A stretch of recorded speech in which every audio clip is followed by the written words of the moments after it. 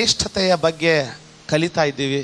ಕ್ರಿಸ್ತನಲ್ಲಿ ವಿಶ್ವಾಸವಿಡುವಂಥ ವಿಶ್ವಾಸಿಗಳಾದಂಥ ನೀವು ನಾವುಗಳು ಮಾಡುವುದೆಲ್ಲವನ್ನ ಯಾವ ರೀತಿಯಾಗಿ ಶ್ರೇಷ್ಠವಾಗಿ ಮಾಡೋದೆಂಬುದನ್ನು ನಾವು ನೋಡ್ಕೊಳ್ಳೋಣ. ಆ ಶ್ರೇಷ್ಠತೆಯಲ್ಲಿ ನಡೆಯುವಾಗ ಉಂಟಾಗುವಂಥ ಆಶೀರ್ವಾದಗಳನ್ನು ಇದನ್ನು ನಾವು ಕಾಣಲಿಕ್ಕಿದ್ದೀವಿ. ನೀನೇನಾದರೂ ಕೆಲಸ ಮಾಡುವಾಗ ಅದರಲ್ಲಿ ನಿನ್ನ ತಂದೆಯ ಶ್ರೇಷ್ಠತೆ ಕಂಡು ಬರಲಿ. ಕೇಳ್ತಾ ಇದ್ದೀರ ಅಂದ್ಕೊಳ್ತೇನೆ. ನೀನೇನೇ ಮಾಡು, ನಿನ್ನ ಪರಲೋಕದ ತಂದೆಯ ಶ್ರೇಷ್ಠತೆ ಅದರಲ್ಲಿ ಕಂಡು ಬರಲಿ. ದೇವರು ನಿನ್ನ ಯೋಗ್ಯತೆಯನ್ನು ನೋಡಿ ನಿನಗೆ ಅಡಿಗೆ ಮಾಡುವ ಕಲೆ ಆಗಲಿ, ಮನೆ ಕಟ್ಟುವ ಕಲೆ ಆಗಲಿ, ಕೆಲಸ ಮಾಡುವ ಕಲೆ ಆಗಲಿ ಕೊಡೋದಾಗಿದ್ರೆ ಇವನಿದನ್ನು ಸಾಕಿಕೊಳ್ಳಿಕ್ಕೆ ಆಗಲ್ಲ ಅಂತ. ಯಾಕಪ್ಪ ಅಂದರೆ ದೇವರಿಗೆ ಗೊತ್ತಿತ್ತ ಜನ ಮುಂದೆ ಪಾಪ ಮಾಡ್ತಾರಂತ. ಚೆನ್ನಾಗಿ ಗೊತ್ತಿದ್ರು ಸಹ ಆತನು ಹುಳುಕು ಹಿಡಿದಿರುವಂಥ ಸೂರ್ಯನನ್ನು ಸೃಷ್ಟಿ ಮಾಡಲಿಲ್ಲ, ಉತ್ತಮವಾದ ಸೃಷ್ಟಿಯನ್ನೇ ಮಾಡ್ದ. ಅದು ಆತನ ಶ್ರೇಷ್ಠತೆ. ಅಂತ ಶ್ರೇಷ್ಠ ದೇವರ ಶ್ರೇಷ್ಠ ಮಕ್ಕಳು ತಾವು. ನೀವೇನಾದ್ರೂ ಮಾಡುವಾಗ ನಿನ್ನ ಶ್ರೇಷ್ಠತೆಯಲ್ಲಿ ಅದನ್ನು ಮಾಡ. ಅವರ ಯೋಗ್ಯತೆಯನ್ನು ನೋಡಿ ಬೇಡ. ಶ್ರೇಷ್ಠ ಕೆಲಸ ಮಾಡೋದನ್ನು ನೋಡಿದ್ರೆ ಜನ ಮೆಚ್ಕೊಳ್ಳೋದು ಮಾತ್ರ ಅಲ್ಲ. ಇವತ್ತು ಸತ್ಯವೇದದಿಂದ ನಿಮಗೆ ನಮ್ಮ ಜೀವಿತದ ಮೂಲಕ ತೋರಿಸ್ತೀನಿ ಯಾವ ರೀತಿ ದೇವರ ಆಶೀರ್ವಾದ ಅದ್ರ ಮೇಲೆ ಬರ್ತದೆ. ಆಶೀರ್ವಾದನ ಪಡೆದುಕೊಳ್ಳೋದು ಕಳೆದುಕೊಳ್ಳೋದು ಅಪ್ಪ ನಿನ್ನ ಅಮೃತ ಹಸ್ತದಲ್ಲಿದೆ. We are living in the world of mediocrity. ನಾವು ಎಂತಂದ್ರೆ ಒಪ್ಪಂದದ ಲೋಕದಲ್ಲಿ ಜೀವಿಸ್ತಾ ಇದ್ದೀವಿ. ಸೂಪರ್ವೈಸರ್ ಇದ್ರೆ ಒಂದು ರೀತಿ ಕೆಲಸ ಮಾಡ್ತಾರೆ. ಸೂಪರ್ವೈಸರ್ ಸ್ವಲ್ಪ ಆ ಕಡೆ ಹೋಗ್ಬಿಟ್ರೆ ಆಯ್ತು ನೋಡಿ, ಅವ್ರ ನಿಜವಾದ ಬುದ್ಧಿ ಹೊರಗಡೆ ಬರ್ತದೆ. ಆದರೆ ನೀವು ಲೋಕದಲ್ಲಿದ್ದರೂ ಲೋಕದವ್ರಲ್ಲ. ಯಾಕೆ ನಮಗೆ ಶ್ರಮಬದ್ಧತೆ ನಮ್ಮ ಜೀವಿತದಲ್ಲಿ ಬೇಕು? ಕೆಲವೊಂದು ವಿಷಯಗಳನ್ನು ಹೇಳ್ತೀನಿ ಕೇಳಿ. ನೀವು ಅಂದ್ಕೊಳ್ಬೋದು ನಾನು ಶ್ರಮಬದ್ಧತೆ ಕೆಲಸ ಮಾಡಿದ್ರೆ ನನಗೇನು ಲಾಭ ಅಂತ. ಒಂದೊಂದಾಗಿ ವಚನಗಳನ್ನು ನಿಮ್ಮ ಮುಂದೆ ಬಿಚ್ಚಿಡ್ತೀನಿ ಕೇಳಿ. ಪ್ರಕಟಣೆಗಳ ಗ್ರಂಥ 3ನೇ ಅಧ್ಯಾಯದ 15ನೇ ವಚನದಲ್ಲಿ ನಿನ್ನ ಕೃತ್ಯಗಳನ್ನು ಬಲ್ಲೆನು. ಏನ್ ಹೇಳ್ತಾ ಇದ್ದಾನೆ ದೇವರು? ನಾನು ನಿನ್ನ ಕಾರ್ಯಗಳನ್ನ, ನಿನ್ನ ಕೃತ್ಯಗಳನ್ನ ನಾನು ಬಲ್ಲೆ. ವಾವ್. ನೀನು ಮಾಡೋದು ನಿನ್ನ ತಂದೆ ತಾಯಿಗೆ ಕಾಣ್ತದೋ ಇಲ್ಲೋ ಗೊತ್ತಿಲ್ಲ, ಆದ್ರೆ ನಿನ್ನನ್ನು ಸೃಷ್ಟಿ ಮಾಡಿದಂತ ದೇವರು ಅದನ್ನ ಕಣ್ಣಾರೆ ನೋಡಿದಾನೆ.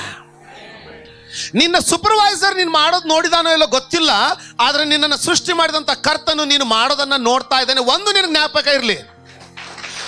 ನಿನಗೆ ಜ್ಞಾಪಕ ಇರಲಿ, ನಿನ್ನ ಇಹಲೋಕದ ಯಜಮಾನ ನಿನಗೆ ಪ್ರೋಗ್ರೆಸ್, ನಿನಗೆ ಒಂದು ಬಡ್ತಿಯನ್ನ, ಒಂದು ಏಳಿಗೆಯನ್ನ ಕೊಡ್ತೀನಿ ಅಂತ ಆಶಿಸಿದ್ರು ಸಹ ದೇವರ ಆಶೀರ್ವಾದ ನಿನ್ನ ಮೇಲಿಲ್ಲದೆ ಹೋದ್ರೆ ಆ ಏಳಿಗೆಯನ್ನ ನಿನ್ನಿಂದ ಸ್ವೀಕರಿಸಿಕೊಳ್ಳಿಕ್ಕಾಗಲ್ಲ. ನೀನು ಏನು ಮಾಡ್ತಾ ಇದ್ದೀಯೋ ಮನುಷ್ಯನ ನೋಟಕ್ಕೆ ಮಾಡ್ಲಿಕ್ಕೆ ಹೋಗ್ಬೇಡ. ದೇವರ ವಾಕ್ಯ ಹೇಳ್ತಾ ಇದೆ, ನಿನ್ನ ಆಶೀರ್ವಾದ ನಿನಗೆ ನಿನ್ನ ಬಾಸ್ನಿಂದ ಬರಲ್ಲ, ನಿನ್ನ ಮಾವನಿಂದ ಬರಲ್ಲ, ನಿನ್ನ ಅಂಕಲ್ನಿಂದ ಬರಲ್ಲ. ನಿನ್ನ ಆಶೀರ್ವಾದ ಬರೋದು ನಿನ್ನ ಕರ್ತನಾದಂಥ ದೇವರಿಗೆ. ಯಾಕಂದ್ರೆ ಮನುಷ್ಯನು ನೀನು ಮಾಡೋದನ್ನು ನೋಡದೆ ಹೋದ್ರೂ ಸಹ ಪರಲೋಕದ ತಂದೆ ನೀನು ಮಾಡೋದನ್ನೆಲ್ಲ ನೋಡ್ತಾ ಇದ್ದಾನೆ. ಬೆಕ್ಕು ಕಣ್ಣು ಮುಚ್ಕೊಂಡು ಹಾಲು ಕುಡಿದ್ರೆ ಅಂದ್ಕೊಳ್ತದಂತೆ, ಯಾರೂ ನನ್ನನ್ನು ನೋಡಲಿಲ್ಲ ಅಂತ. ನನಗೆ ಲಾಭ ಇದ್ರೇನೆ ನಾನು ಮಾಡ್ತೀನಿ. ಯಾರಿಂದ ಲಾಭ ಹುಡುಕ್ತಾ ಇದೆಯಾ? ಮನುಷ್ಯನಿಂದ ಲಾಭ ಹುಡುಕೋದಾಗಿದ್ರೆ ಮನುಷ್ಯರಲ್ಲಿ ನಿನಗೆ ಯಾರು ಲಾಭ ಕೊಡ್ತಾರೋ ಅವರನ್ನೇ ನೀನು ಊಟಕ್ಕೆ ಕರೆಯೋದು, ಅವರನ್ನೇ ನೀನು ಬರ್ತ್ಡೇ ಕರೆಯೋದು, ಅವರನ್ನೇ ನೀನು ಹೊಗಳೋದು. ಆದರೆ ದೇವರಿಂದ ನನಗೆ ಲಾಭ ಬರ್ತದಂದರೆ ಮನುಷ್ಯನನ್ನು ನೋಡದೆ, ದೇವರು ಸೂರ್ಯನನ್ನು ಯಾರನ್ನು ನೋಡದೆ ತನ್ನ ಶ್ರೇಷ್ಠತೆಯಲ್ಲಿ ಸೃಷ್ಟಿಸಿದ ಹಾಗೆ ನೀನು ಆತನ ಮಗನಾಗಿ ಆತನ ಶ್ರೇಷ್ಠತೆಯಲ್ಲಿ ನಿನ್ನ ಮುಂದಿರುವಂಥವರ ಯೋಗ್ಯತೆಯನ್ನು ನೋಡದೆ ನಿನ್ನ ಯೋಗ್ಯತೆಗೆ ಅನುಗುಣವಾಗಿ ನೀನು ಯಾರಿಗೋ ಮಾಡುವಂಥ ಕೆಲಸ ಅವರ ಯೋಗ್ಯತೆಯನ್ನು ನೋಡಬೇಡ, ನಿನ್ನ ಕೀರ್ತಿಗೆ ಅನುಗುಣವಾಗಿ ಮಾಡು, ನಿನ್ನ ಶ್ರೇಷ್ಠತೆಗೆ ಅನುಗುಣವಾಗಿ ಮಾಡು. ಯಾಕೆ ನೀನು ಶ್ರೇಷ್ಠನು? ಅಯ್ಯೋ ಪಾಸ್ಟರ್ ಆ ರೀತಿ ಹೊಗಳಬೇಡಿ, ನಾನು ನಿನ್ನನ್ನು ಹೊಗಳ್ತಲ್ಲ. ದೇವ್ರ ವಾಕ್ಯ ಹೇಳ್ತಾ ಇದೆ, ನಾನು ನಿನ್ನನ್ನು ಶಿರಸ್ಸವನ್ನಾಗಿ ಮಾಡಿದ್ದೇನೆ ಹೊರತು ಬಾಲವನ್ನಾಗಿ ಮಾಡಿಲ್ಲ ಅಂತ ದೇವ್ರ ವಾಕ್ಯ ಹೇಳ್ತಾ ಇದೆ. ನೀನು ಶಿರಸ್ಸಿನ ಕೆಲಸ ಮಾಡು, ಬಾಲದ ಕೆಲಸ ಯಾಕೆ ಬೇಕು ನಿನಗೆ? ಬಾಲದ ಕೆಲಸ ಮಾಡೋರಿಗೆ ಬಾಲದ ಆಶೀರ್ವಾದ, ಶಿರಸ್ಸಿನ ಕೆಲಸ ಮಾಡೋರಿಗೆ ಶಿರಸ್ಸಿನ ಆಶೀರ್ವಾದ. ಮನೆಯಲ್ಲಿ ಒಂದು ರೊಟ್ಟಿ ಮಾಡ್ತಾ ಇದ್ರೆ ನಮಗೆ ಇಷ್ಟು ಕೊಳಕು ಬುದ್ಧಿ ಅಂದ್ರೆ ಅದರಲ್ಲಿ ಶ್ರೇಷ್ಠವಾದದನ್ನ ಒಬ್ಬರಿಗೆ, ಅಶ್ರೇಷ್ಠವಾದದನ್ನ ಮತ್ತೊಬ್ಬರಿಗೆ ಇಡ್ತೀವಿ. ದೇವರು ನಿನಗೆ ಆಶೀರ್ವಾದ ಕೊಡುವಾಗ ಅದೇ ರೀತಿ ಮಾಡಿದ್ರೆ ನಿನ್ ಗತಿ ಏನಾಗಬಾರ್ದು. ಅದಕ್ಕೆ ನಮ್ಮ ಪರಿಸ್ಥಿತಿ ಈ ರೀತಿ ಆಗಿರೋದು. ನಾನು ನಿನ್ನ ಕಾರ್ಯಗಳನ್ನು ಬಲ್ಲೆನು. ಮುಂದೆ ಹೋದಮ್ಮ. ನೀನು ತನ್ನಗೂ ಅಲ್ಲ, ನೀನು ತಣ್ಣಗೂ ಇಲ್ಲ, ಬೆಚ್ಚಗೂ ಇಲ್ಲ. ನೀನು ತಣ್ಣಗಾಗಲಿ ಬೆಚ್ಚಗಾಗಲಿ ಇದ್ದರೆ ಒಳ್ಳೆಯದಾಗಿತ್ತು. ತಣ್ಣಗಾಗಲಿ ಬೆಚ್ಚಗಾಗಲಿ ಇದ್ರೆ ಒಳ್ಳೇದಾಗಿತ್ತು. ನೀನು ಬೆಚ್ಚಗೂ ಇಲ್ಲದೆ ತಣ್ಣಗೂ ಇಲ್ಲದೆ ಉಗುರು ಬೆಚ್ಚಗಿರುವುದರಿಂದ, ಹೆಂಗೆ ಉಗುರು ಬೆಚ್ಚಗೆ ಇರುವುದರಿಂದ ನಿನ್ನನ್ನು ನನ್ನ ಬಾಯೊಳಗಿಂದ ಕಾರುವೆನು. ಕಾರಿದೇನು ಅಂತ ಇಲ್ಲ, ಕಾರ್ತಾ ಇದ್ದೇನೆ ಅಂತಿಲ್ಲ, ಕಾರುವೆನು. ಭವಿಷ್ಯತ್ ಕಾಲ. ಅದು ವರ್ತಮಾನ ಕಾಲವನೋ, ಭೂತಕಾಲನೋ, ಭವಿಷ್ಯತ್ ಕಾಲನೋ? ಮಾಡುವೆನು, ಉಗುಳು ಬಿಡುವೆನು. ಅಂದ್ರೆ ಒಂದು, ಆತನು ನಮ್ಮನ್ನು ಉಗುಳೋಕೆ ಮುಂಚೆ ಸುಧಾರಿಸಿಕೊಳ್ಳೋದಕ್ಕೆ ಇನ್ನೊಂದು ಅವಕಾಶ ನಮಗೆ ಕೊಡಲ್ಪಟ್ಟಿದ್ದಾರೆ. ಅದಕ್ಕೆ ಈ ಸಂದೇಶ ಬಂದಿರೋದು. ನೀವಿಲ್ಲಿ ಕೂತಿರೋದು ಮನುಷ್ಯರು ನಿಮ್ಮನ್ನು ಕರೆದಿರೋದ್ರಿಂದ ಅಲ್ಲ, ನೀವಿಲ್ಲಿ ಕೂತಿರೋದು ದೇವರು ನಿನ್ನನ್ನು ನೋಡಿ ನಿನ್ನನ್ನು ಬದಲಾಯಿಸಬೇಕೆಂಬುದಾಗಿ ನಿನ್ನನ್ನು ಆರಿಸಿಕೊಂಡಿದ್ದರಿಂದ ಇದನ್ನು ಕೇಳ್ತಾ ಇದ್ದೀಯ. ವಿಚಾರ ಮಾಡು. ನೀನು ಇವತ್ತಿಲ್ಲಿ ಕೂತಿರುವಾಗ ಇದೇ ವಾಕ್ಯವನ್ನು ದೇವರು ನಿನ್ನ ಜೊತೆಗೆ ಯಾಕೆ ಮಾತಾಡಬೇಕು? ನನ್ನ ಸತ್ಯವೇದ ಹೇಳ್ತದೆ, ಎಲ್ಲರಿಗೂ ಅವರ ಯೋಗ್ಯತೆಯನ್ನು ನೋಡಿ ಮಾಡಬೇಡ, ನಮ್ಮ ಯೋಗ್ಯತೆಯನ್ನು ನೋಡಿ ಮಾಡು, ನಿನ್ನ ತಂದೆ ಯೋಗ್ಯತೆಯನ್ನು ಮಾಡು. ಯಾಕಂದರೆ ನೀನು ಮಾಡೋದು ನಿನ್ನ ಮಕ್ಕಳ ಮೇಲೆ ತಲೆಗೆ ಬರ್ತದಪ್ಪೋ. ದೇವರು ವಾಕ್ಯ ಹೇಳ್ತದೆ, ನಿಮ್ಮ ತಲೆಮಾರುಗಳಿಗೆ 4 ತಲೆಗಳವರೆಗೆ ನಾನು ಸಂಧಿಸುವೆನು. ನಾವು ಏನು ಬಿತ್ತುತ್ತಾ ಇದ್ದೀವಿ ಅದ್ರ ಬಗ್ಗೆ ನಾವು ಎಚ್ಚರಿಕೆ ವಹಿಸೋಣ. ಜಿಪುಣತನದ ಬಿತ್ತಿದ್ರೆ ನಿಮ್ಮ ಮಕ್ಕಳ ಜೀವಿತದಲ್ಲಿ ಬರೋರೆಲ್ಲ ಜಿಪುಣ್ರೆ ಬರ್ತಾರೆ, ಅವ್ರಿಗೆ ಯಾರು ಕೊಡೋರು ಬರಲ್ಲ. ಯಾಕೆ? ಅದನ್ನು ಬಿತ್ತು ಹೋಗಿದೀಯಾ. ಕಷ್ಟ, ಚುಚ್ಚು ಮಾತನಾಡುವಂಥ ಗುಣಗಳನ್ನು ನೀವು ಬಿತ್ತು ಹೋಗಿದ್ರೆ ನಿಮ್ಮ ಮಕ್ಕಳಿಗೆ ಎಲ್ಲರೂ ಚುಚ್ಚಿ ಮಾತಾಡೋರೇ ಬರ್ತಾರೆ. ನಾಳೆ ನಿನ್ನ ಮಗನ ಮದುವೆ ಆಗುವಾಗ ಚುಚ್ಚಿ ಮಾತಾಡೋ ಸೊಸೆನೇ ಸಿಗೋದು. ಎಲ್ಲಿಂದ ಬಂದ್ಲು? ನೀನು ಬಿತ್ತಿದ್ದೆ ಮೋ. ಯಾಕೆ? ನೀನು ಬಿತ್ತದೇ ಇಲ್ಲೋ ಅಲ್ಲಿ ಕೊರೆಯುವುದೇನು? ನೀನು ಬಿತ್ತಿದ್ದನ್ನೇ ನೀನು ಕೊಯ್ಯುವುದಿಲ್ಲವೋ? ಯಾರು ಹೇಳಿದ್ರು? ಪಾಸ್ಟರ್ ಸಂತೋಷ್ ಅಲ್ಲ ಹೇಳಿದ್ಯಾರು? ಯೇಸು ಸ್ವಾಮಿ ತಾನೇ. ನೀನು ಬಿತ್ತಿದ್ದನ್ನೇ ನೀನು ಕೊಯ್ತೀಯ.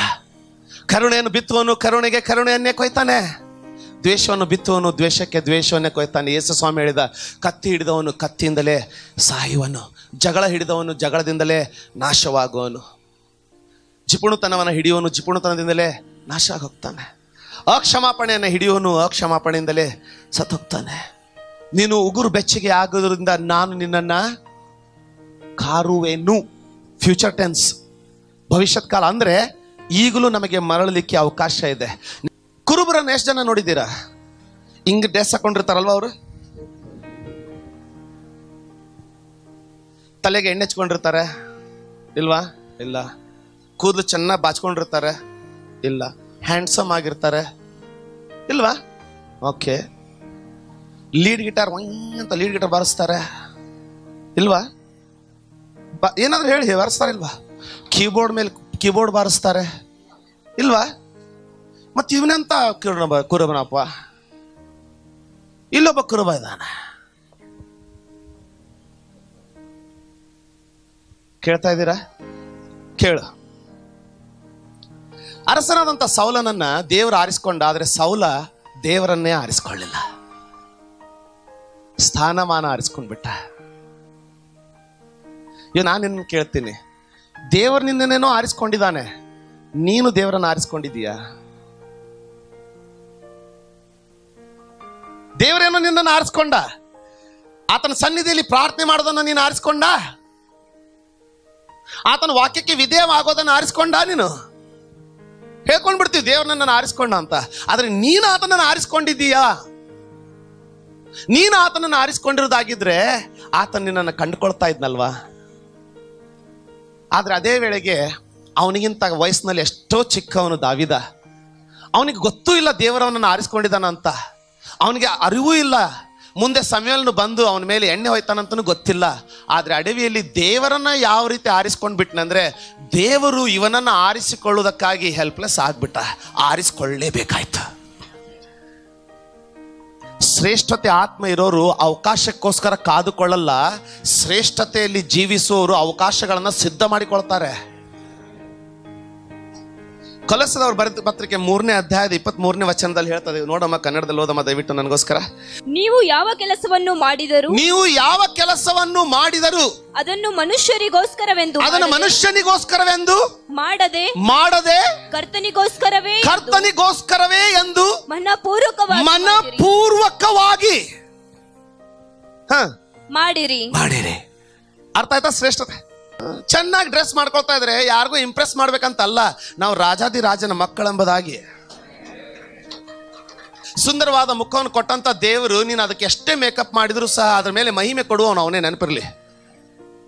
ಶರೀರವನ್ನು ಕೊಟ್ಟಾತನು ಅದಕ್ಕೆ ಆರೋಗ್ಯವನ್ನು ಕೊಡುವವನು ಅವನೇ, ನೆನಪಿರಲಿ. ಆ ಟಾಪಿಕ್ಗೆ ಬರ್ತೀನಿ, ಬೇಗ ಬರ್ತೀನಿ. ಆದ್ರೆ ಮೊದಲು ಈ ಶ್ರಮಬದ್ಧತೆಯನ್ನಾದ್ರೂ ಅರ್ಥ ಮಾಡಿಕೊಳ್ಳೋಣ. ಇವನು ಎಂತ ಕುರುಬ, ಇವನ ಕೈಯಲ್ಲಿರ್ಬೇಕಿತ್ತು ಲಾಠಿ. ಇವನಿಗೆ ಗಡ್ಡ ಬೆಳೆದಿರ್ಬೇಕು, ಇವನು ಧ್ವನಿ ಒರಟಾಗಿರ್ಬೇಕು ಅಲ್ವಾ? ಈ ಹುಡುಗ ಅಡವಿಯಲ್ಲಿ ಇವನ್ ಗುಣಗಳನ್ನು ನೋಡ್ರಿ. ಇಲ್ಲಿ ಈ ಕನೆಕ್ಷನ್ ಅನ್ನು ತಪ್ಪಿಸ್ಕೊಳ್ಳೋದು ಬಹಳ ಇಂಪಾರ್ಟೆಂಟ್. ಒಂದು ಕಡೆಯಲ್ಲಿ ದೇವರು ಸೌಲನನ್ನು ಆರಿಸಿಕೊಂಡ್ರೆ ಸೌಲನ್ನು ದೇವರನ್ನು ಆರಿಸಿಕೊಳ್ಳದೆ ಆತನ ದೃಷ್ಟಿಯಲ್ಲಿ ಬಿದ್ದು ಹೋಗ್ಬಿಟ್ಟಿದ್ದಾನೆ. ಇನ್ನೊಂದು ಕಡೆಯಲ್ಲಿ ಕುರುಬ ಆಗಿರುವವನು ದೇವರ ಬಗ್ಗೆ ಎಷ್ಟು ಆಸಕ್ತಿ ಉಳ್ಳವನಾಗಿದ್ದಾನಂದ್ರೆ ದೇವರ ಧ್ಯಾನವನ್ನು ಆಕರ್ಷಿಸ್ತಾ ಇದ್ದಾನೆ. ಕೇಳ್ತಾ ಇದ್ದೀರಾ? ಅದರ ಅರ್ಥ ಕೇಳಿ. ಇಲ್ಲಿ ಸೌಲನಿಗೆ ಆತನ ಮೇಲೆ ದುರಾತ್ಮ ಬಂದು ಅವನಿಗೆ ಎಷ್ಟು ಕಿರಿಕಿರಿ ಆಗ್ತದೆ ಅಂದ್ರೆ ಕೆಲವರು ನೋಡಿ ಎಲ್ಲ ಇರ್ತದೆ, ಅರಸ ಇವನು, ಮನಸ್ಸಿಗೆ ಸಮಾಧಾನನೇ ಇಲ್ಲ, ಎಲ್ಲ ಇದೆ. ಕುಡಿಯೋದು ಬಂಗಾರದ ಕಪ್ಪಿನಲ್ಲಿ ಶ್ರೇಷ್ಠವಾದ ದ್ರಾಕ್ಷಿ ರಸವನ್ನು ಕುಡಿಯೋದು ಮನಸ್ಸಿಗೆ ಮಾತ್ರ ತೃಪ್ತಿ ಇಲ್ಲ. ಒಂದು ನೆನಪಿಟ್ಕೊಳ್ಳಿ, ಅರಸನ ಸಿಂಹಾಸನದ ಮೇಲಿದ್ದಾಗ್ಯೂ ಯೆಹೋವನು ಕೈ ಬಿಟ್ರೆ ಅದರಲ್ಲಿ ಆಶೀರ್ವಾದವೇ ಇಲ್ಲ. ನೀನು ಉತ್ತಮವಾದದನ್ನು ಊಟ ಮಾಡಬಹುದು, ಅದನ್ನ ಶರೀರಕ್ಕೆ ಬಲ ಕೊಡುವನು ದೇವ್ರೆ. ನೀನು ಉತ್ತಮವಾದದನ್ನು ಕುಡಿಬಹುದು, ಅದನ್ನ ಶರೀರಕ್ಕೆ ಆಶೀರ್ವಾದ ಮಾಡುವನು ದೇವ್ರೆ. ನೀನು ಅರಸನಾಗಿರ್ಬಹುದು, ನೀನು ದೇವರನ್ನ ಬಿಟ್ರೆ ಅರಸತನದಲ್ಲಿಯೂ ನೀನು ಭಿಕ್ಷಕನಾಗಿರ್ತೀಯ, ಅರಸುತನದಲ್ಲಿಯೂ ನೀನು ಭಿಕ್ಷಕನಾಗಿರ್ತೀಯ. ಆದ್ರೆ ಇಲ್ಲಿದ್ದಾನೆ ಇವನನ್ನ ದೇವರು ಆರಿಸ್ಕೊಂಡಿದ್ದಾನೋ ಇಲ್ಲ ಅವನಿಗೇನೆ ಗೊತ್ತಿಲ್ಲ, ಆದ್ರೆ ನಡೆಯೋದು ದೇವ್ರ ಜೊತೆಗೇನೆ ನಡೀತಾ ಇದ್ದಾನೆ. ಇಲ್ಲಿ ಈತನಿಗೆ ನೋಡಿ, ಇದು ನನಗೆ ಬಹಳ ಮನಸ್ಸಿಗೆ ಹತ್ತು ಬಿಡ್ತು. ಏನು ಗೊತ್ತಾ, ಇವನಿಗೆ ದುರಾತ್ಮನು ಬಂದು ಅವನಿಗೆ ಪೀಡೆ ಕೊಡ್ತಾ ಇದ್ರು, ಅದರಿಂದ ಹೇಗೆ ಪರಿಹಾರ ಪಡಿಬೇಕನ್ನೋದು ತಲೆಗೆ ಯೋಚಿಸ್ತಾ ಇಲ್ಲ. ಅದೇ ರೀತಿ ನಮ್ಮಲ್ಲಿ ಕೆಲವರು ಜಗಳದಿಂದಾಗಲಿ ಅಕ್ಷಮಾಪಣೆಯಿಂದಾಗಲಿ ಹೊರಗಡೆ ಬರಲಿಕ್ಕೆ ಆಗದೆ ಇರುವಾಗ ಅವರಿಗೆ ತಾವು ತೊಂದರೆಯಲ್ಲಿ ಇದ್ದೇವೆ ಅನ್ನುವಂಥ ಅನುಭವವೂ ಅವ್ರಿಗಿರಲ್ಲ. ಅದರಲ್ಲೇ ಮುಳುಗ್ತಾ ಹೋಗ್ತಾ ಇರ್ತಾರೆ, ಅದರಲ್ಲಿನೇ ಇನ್ನೂ ಕಷ್ಟಪಡ್ತಾ ಇರ್ತಾರೆ. ಯಾರು ಮಾತಾಡಿದ್ರೆ ಗೊತ್ತಾ, ಅವನ ಸೇವಕ ದೇವರನ್ನೇ ಬಿಡುವಾಗ ಎಂಥ ಪರಿಸ್ಥಿತಿ ಅಂದರೆ ಸೇವಕರ ಮಾತನ್ನ ಕೇಳುವಂಥ ಪರಿಸ್ಥಿತಿ. ಸೇವಕರು ಅರಸನ ಮಾತನ್ನು ಕೇಳಬೇಕಾ, ಅರಸನು ಸೇವಕರ ಮಾತನ್ನು ಕೇಳಬೇಕಾ? ಅರಸನು ಸಜೆಷನ್ ಕೊಡಬೇಕಾ, ಸೇವಕನ ಸಜೆಷನ್ ಕೊಡಬೇಕಾ? ಸೇವಕರು ಹೇಳ್ತಾ ಇದ್ದಾರೆ, ಅಯ್ಯ ಯೆಹೋವನ ಆತ್ಮನು ನಿನ್ನನ್ನು ಬಿಟ್ಟು ದುರಾತ್ಮನ ಪೀಡೆ ನಿನ್ನ ಮೇಲೆ ಬಂದಿರೋದ್ರಿಂದ ನಿನಗೋಸ್ಕರ ಒಬ್ಬನ ಸುಂದರವಾಗಿ ನುಡಿಸುವವನನ್ನ ಕರೆಯೋಣ, ಮ್ಯೂಸಿಷಿಯನ್ ಅನ್ನ ಕರೆಯೋಣ. ಅವನು ನುಡಿಸಿದ್ರೆ ನಿಮ್ಮ ಮನಸ್ಸಿಗೆ ಸ್ವಲ್ಪ ಸಮಾಧಾನ ಆಗ್ಬೋದು. ಅವನೆಲ್ಲ ಆಸ್ತಿ ಪಾಸ್ತಿ ಇದ್ರು ಅವನಿಗೆ ಕೊನೆಗೆ ಬೇಕಾದವನು ಎಂಥವನಂತೆ, ದೇವರ ಜೊತೆಗೆ ನಡೆಯೋವನು. ಎಷ್ಟು ಜನರಿಗೆ ಅರ್ಥ ಆಗ್ತದೆ? ಅವನಿಗೆ ಯಾರು ಬೇಕಾದ್ರು ದೇವರ ಜೊತೆಗೆ ನಡೆಯೋನೇ ಬೇಕಾತ. ಮದುವೆ ಆಗೋರು, ಭವಿಷ್ಯದಲ್ಲಿ ಮದುವೆ ಆಗೋರು, ಜೀವನದಲ್ಲಿ ಕೆಲಸದಲ್ಲಿ ಮುಂದೆ ಬರೋರು ಒಂದು ಮಾತನ್ನು ಕೇಳ್ಕೊಳ್ಳಿ, ನೀವು ಯಾರ ಜೊತೆ ಇದ್ದರೂ ಅವ್ರು ಚೆನ್ನಾಗಿರಲಿ ಚೆನ್ನಾಗಿದ್ದೇ ಇರಲಿ, ದೇವರ ಜೊತೆಗೆ ನಡೆಯೋರಿದ್ರೆ ಅವ್ರ ಜೊತೆಗೆ ಸಂಬಂಧ ಬೆಳೆಸಿ. ನಾನು ಹೇಳ್ತೀನಿ ನಿಮಗೆ,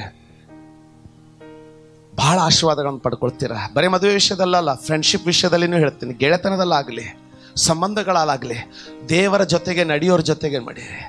ಈತನು ಬಿದ್ದು ಹೋದಾಗ್ಯೂ ದೇವರ ಜೊತೆ ನಡೆಯುವವನ ಇವನಿಗೆ ಬೇಕಾಯ್ತು. ಈಗ ಅವನು ನೋಡಿದರೆ ಕುರುಬ, ಅವನು ನೋಡಿದರೆ ಒಬ್ಬ ಅರಸನಿಗೆ ಕುರುಬನ ಅವಶ್ಯಕತೆ.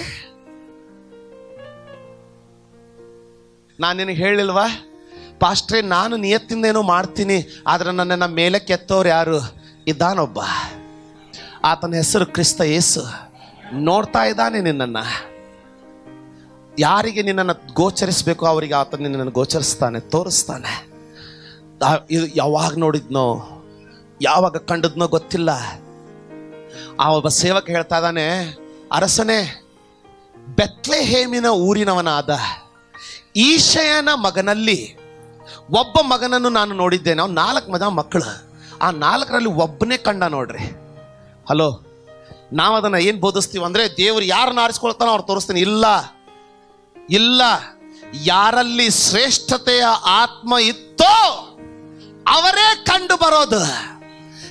ಈಶನಿಗೆ 4 ಜನ ಮಕ್ಕಳು, ಅದರಲ್ಲಿ 3 ಜನ ಪಟ್ಟಣದಲ್ಲಿ ತಂದೆ ಜೊತೆಗೆ ಇದ್ರೂ ಸಹ ನುಡಿಸುವುದನ್ನ ಕಲೀಲಿಲ್ಲ. ಆದರೆ ಒಬ್ಬನು ಅಡವಿಯಲ್ಲಿದ್ರೂ ಸಹ ವಾದ್ಯವನ್ನು ನುಡಿಸೋದನ್ನು ಕಲ್ತ. ಎಷ್ಟು ಜನರಿಗೆ ಅರ್ಥ ಆಯ್ತು ಗೊತ್ತಿಲ್ಲ. ಅರ್ಥ ಆಗ್ತಾ ಇದೆಯಾ?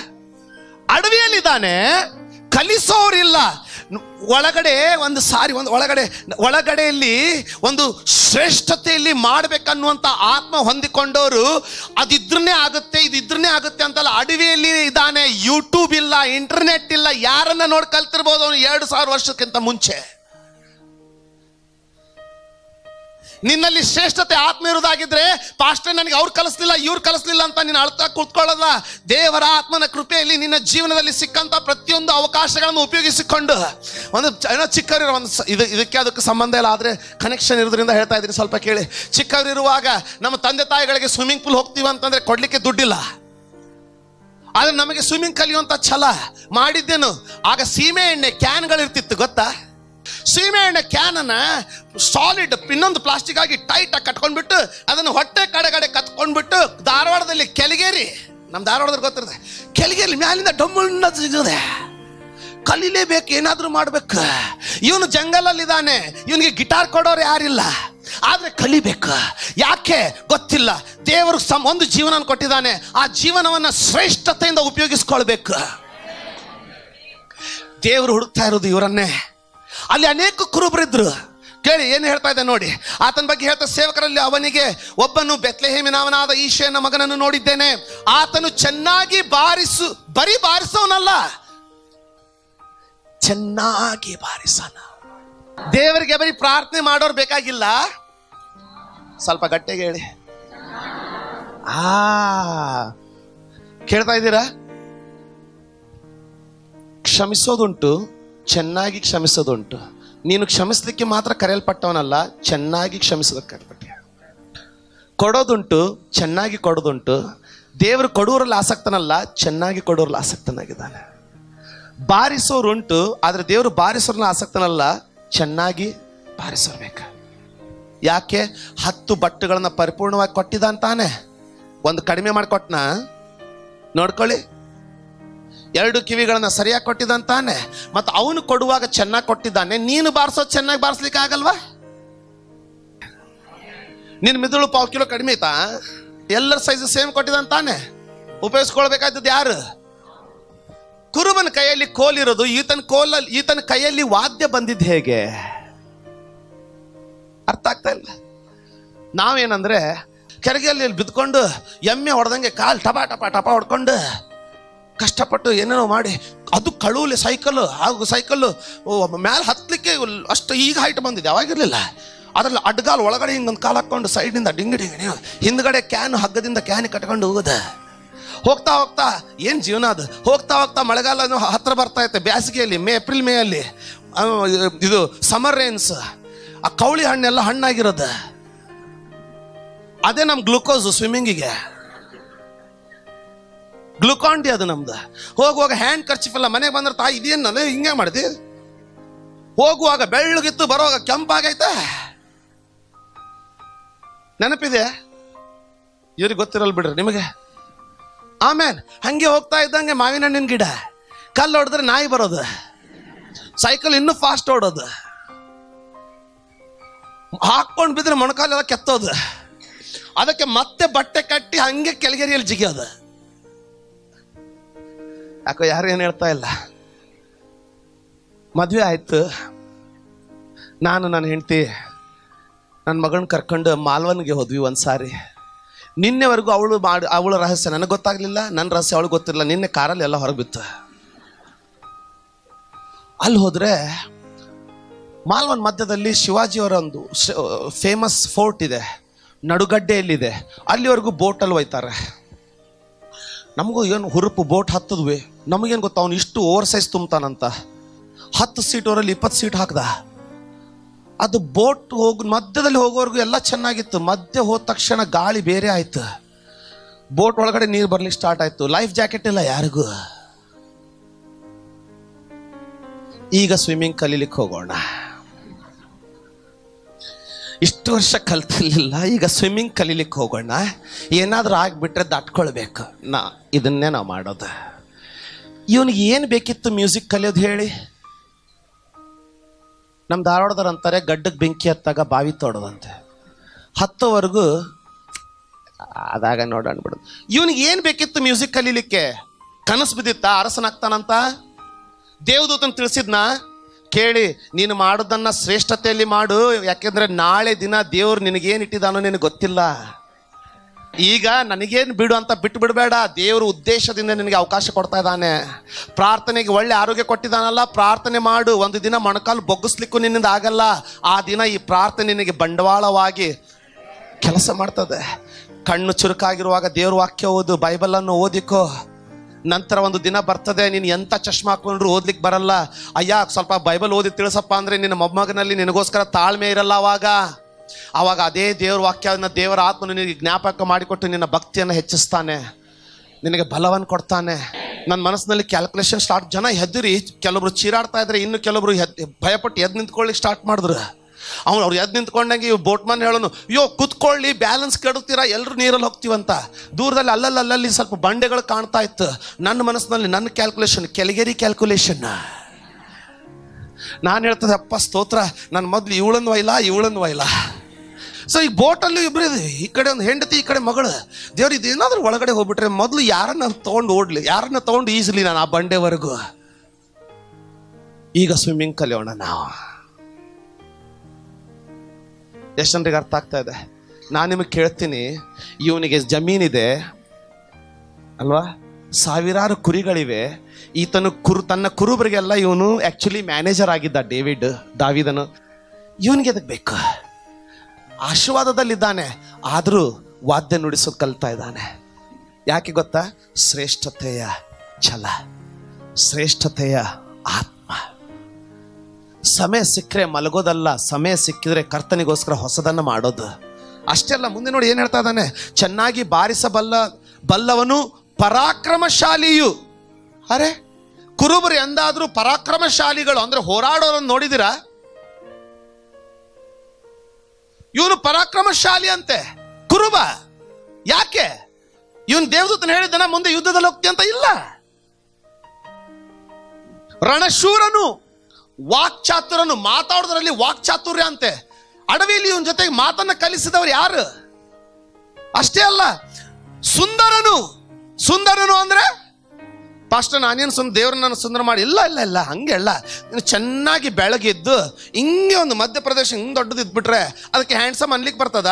ನನ್ನ ದೃಷ್ಟಿಯಲ್ಲಿ ಈ ಸುಂದರತೆ ಅಂತ ಹೇಳುವಾಗ ಆತನು ಬರೀ ಸುಂದರ ಅಂತಲ್ಲ, ವೆಲ್ ಬಿಲ್ಟ್, ಚೆನ್ನಾಗಿ ಬಿಲ್ಟ್ ಮಾಡಿಕೊಂಡು ರಣಶೂರನಾಗಿ, ಯುದ್ಧ ಶೂರನಾಗಿ, ಅದ್ರ ಜೊತೆಗೆ ಚೆನ್ನಾಗಿ ಬಾರಿಸೋನು. ಕುರುಬ, ಬಾರಿಸೋನು, ಕತ್ತಿ ಹಿಡಿಯೋನು, ವೆಲ್ ಬಿಲ್ಟ್. ಇದೆಂತ ಕಾಂಬಿನೇಷನ್ ಇದು? ಕಾಂಬಿನೇಷನ್ ಇದು ಹೇಳಿ? ಸೈನಿಕನು ಬಾರಿಸೋನ್ ನೋಡಿ, ಅಲ್ಲೇ ನೀನು ಇದರಲ್ಲೇ ಟೈಮ್ ಹೋಯ್ತು, ಅದನ್ನ ಬಿಟ್ಟು ಕತ್ತೆ ಹಿಡ್ಕೊಳ್ಳು, ಕತ್ತೆ ಹಿಡಿದ್ರೆ ಯುದ್ಧದಲ್ಲಿ ನಮ್ಮ ಜೊತೆಗೆ ಹೋರಾಡ್ಲಿಕ್ಕಾದ್ರೂ ಆಗ್ತದೆ ಅಂತ ಬಯ್ಯೋನು. ಕತ್ತೆ ಹಿಡಿಯೋನೇ ಚೆನ್ನಾಗಿ ಬಾರಿಸೋನಂತೆ. ಎಂತ ಕಾಂಬಿನೇಷನ್ ನೋಡಿ. ಯಾಕಪ್ಪ ಅಂದ್ರೆ ಕೇಳಿ, ಮಾತು ಕೇಳಿ, ಯಾರಲ್ಲಿ ಕ್ಷಮಬದ್ಧತೆಯ ಆತ್ಮ ಇದೆಯೋ ಅವರು ಉಚ್ಚ ನೀಚ ಇದು ಅದು ಅಂತ ನೋಡಲ್ಲ. ತಮ್ಮ ಕೈಯಿಂದ ಎಷ್ಟು ಶ್ರೇಷ್ಠವಾಗಿ ಮಾಡೋದಕ್ಕಾಗುತ್ತೋ ಎಲ್ಲ ವಿಷಯಗಳನ್ನ, ಆ ವಚನನ ಮುಂದಿನ ವಾರ ತೆಗೆದುಕೊಳ್ಳೋದಕ್ಕಾಗಿ ಬಿಟ್ಟೆ ನಾನು. ಪ್ರಸಂಗಿಗಳ ಪುಸ್ತಕದಲ್ಲಿ ಸುಂದರವಾಗಿ ಬರ್ತದೆ, ನಿನಗೆ ಕೈಯಲ್ಲಿ ಸಿಕ್ಕ ಕೆಲಸವನ್ನ ಪೂರ್ಣ ಮನಸ್ಸಿನಿಂದ ಮಾಡು, ಯಾಕಂದ್ರೆ ನೀನು ಹೋಗ್ಲಿಕ್ಕಿರುವಂತ ಸಮಾಧಿಯಲ್ಲಿ ಯಾವುದೇ ಕೆಲಸವೇ ಇಲ್ಲ.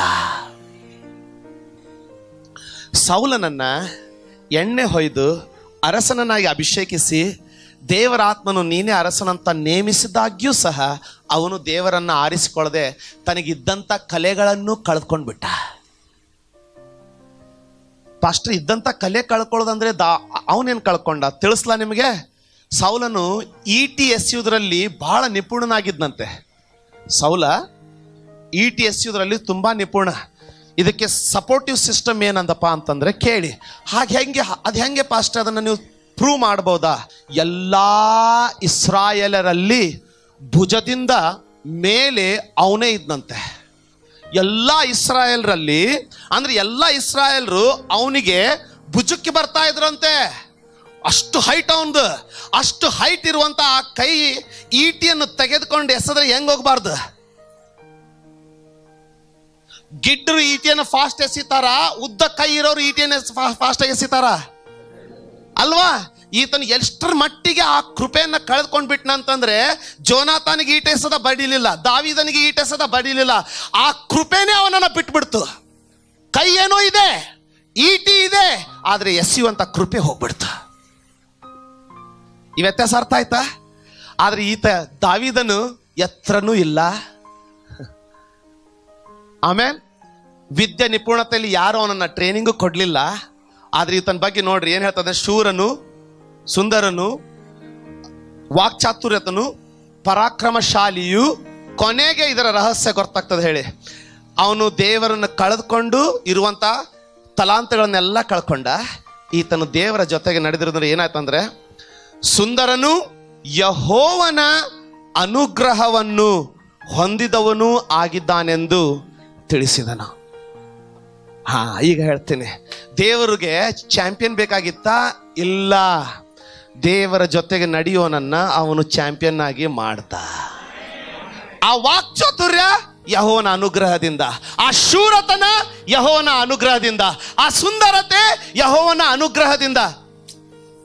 ಅರ್ಥ ಆಗ್ತದೆ? ಕನ್ಕ್ಲೂಷನ್ ಕೊಡ್ತಾ ಇದ್ದೀನಿ, ಸ್ಟಾರ್ಟ್ ಮಾಡಿದ್ದನ್ನ ಮುಗಿಸ್ತಾ ಇದ್ದೀನಿ. ಅರ್ಥ ಆಗ್ತಾ ಇದೆ ಅಲ್ವಾ? ಅವನಿಗೆಲ್ಲ ಇತ್ತು, ಯೆಹೋವನ ಅನುಗ್ರಹವನ್ನು ಕಳೆದುಕೊಂಡಿರುವಂತ ಈಟಿ ಎಸೆದನ್ನು ಹೋಯ್ತು. ಇವನಿಗೆ ಏನೂ ಇಲ್ಲ, ಆದ್ರೆ ಯೆಹೋವನ ಅನುಗ್ರಹ ಇರೋದ್ರಿಂದ ಎಲ್ಲವನ್ನು ಪಡ್ಕೊಳ್ತಾ ಇದ್ದಾನೆ. ವಾಕ್ಚಾತುರ್ಯ, ಮಾತಾಡಿದ್ರೆ ವಾಕ್ಚಾತುರ್ಯ.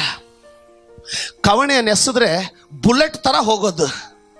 ಗೋಲಾಯತನಂತ ಮಹಾಕಾಯನ ಹಣೆಯಲ್ಲಿ ಒಳಗೆ ಕುಸಿತಂತೆ. ಯಾಕೆ?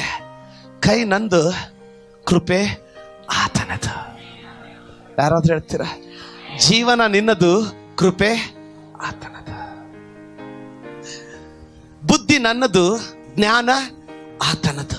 ದಾವೀದನ ಕಾಲದಲ್ಲಿ ಇಸ್ರಾಯೇಲದಲ್ಲಿ ಅನೇಕ ಆತನ ವಯಸ್ಸಿನ ಮೇಲ್ಪಟ್ಟವರು, ಆತನ ವಯಸ್ಸಿನವರು, ಅವನಿಗಿಂತ ಚಿಕ್ಕವರಾದಂಥ ಅನೇಕ ಕುರುಬರಿದ್ರು. ಆದರೆ ಎಲ್ಲರನ್ನೂ ದೇವರು ಅರಸನನ್ನಾಗಿ ಮಾಡಲಿಲ್ಲ, ಮಾಡಿದ್ದು ಒಬ್ಬನನ್ನೇ. ಯಾಕೆ? ಆತನು ದಾವೀದನಂತ ಅಲ್ಲ. ಈಗ ಆ ಲೀಸ್ಟಲ್ಲಿ ಉಲ್ಟಾ ಹೋಗೋಣ.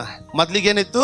ಆತನು ಚೆನ್ನಾಗಿ ನುಡಿಸುವವನು, ಪರಾಕ್ರಮಶಾಲಿಯು, ಯುದ್ಧಶೂರನು, ವಾಕ್ಚಾತುರ್ಯವುಳ್ಳವನು, ಸುಂದರನು, ಕೊನೆಯದಾಗಿ ಯೆಹೋವನ ಅನುಗ್ರಹವನ್ನು ಹೊಂದಿದವನು. ಅದನ್ನು ಉಲ್ಟಾ ಓದಿದ್ರೆ ಏನಾಗುತ್ತೆ?